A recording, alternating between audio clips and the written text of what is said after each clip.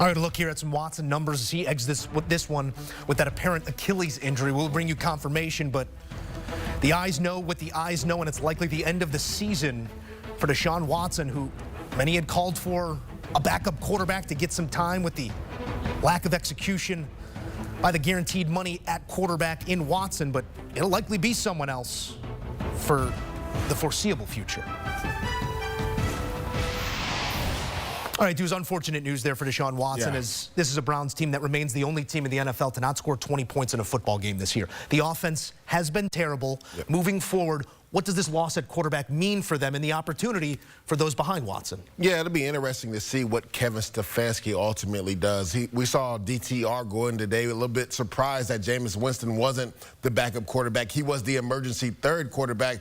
But I could see them going back to Jameis Winston just because now Kevin Stefanski can't run his offense, right? We know Deshaun Watson likes the spread offense. But the interesting thing, Moose, we were talking about this watching the game, is that we saw more of what Kevin Stefanski likes to do in his offense today with Deshaun Watson.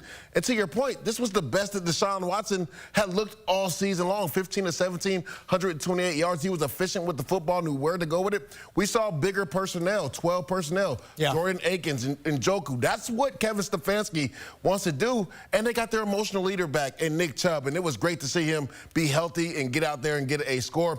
But you would think that they would go with the veteran guy just because Jameis Winston's played a lot of football. But GM Andrew Berry might want to see what DTR has, because after this loss, the season is effectively most likely over for the Browns. Yeah, so what's your why? And if your why is not to win football games or to put yourself in playoff position, let's figure out what we got. Evaluate. You're likely not going to have your starting quarterback for around a year. We will dig into that later on today here with our injury expert on HQ, but looked to be an apparent Achilles injury.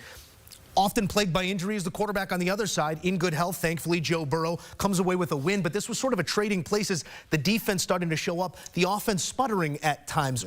Where are you at on Cincinnati right now? This is an important game in an important stretch of football as they dig their way back out of that hole. Well, Moose, if you want your defense to get right, you play the Cleveland Browns and the New York Giants. That's who the last two opponents have been for the Cincinnati Bengals. Help is on the way. It's on the way, right? If you want to build up some confidence in your defense, you play the Cleveland Browns and the New York Giants, because those offenses have been abysmal this year. But the offense for the Bengals had been cooking for a majority of the year now. It's kind of sputtered these last 2 weeks.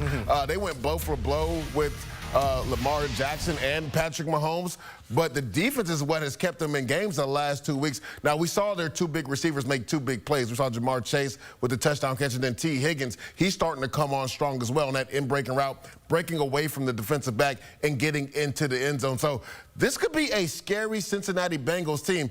The funny thing is, though, they're accustomed to starting slow.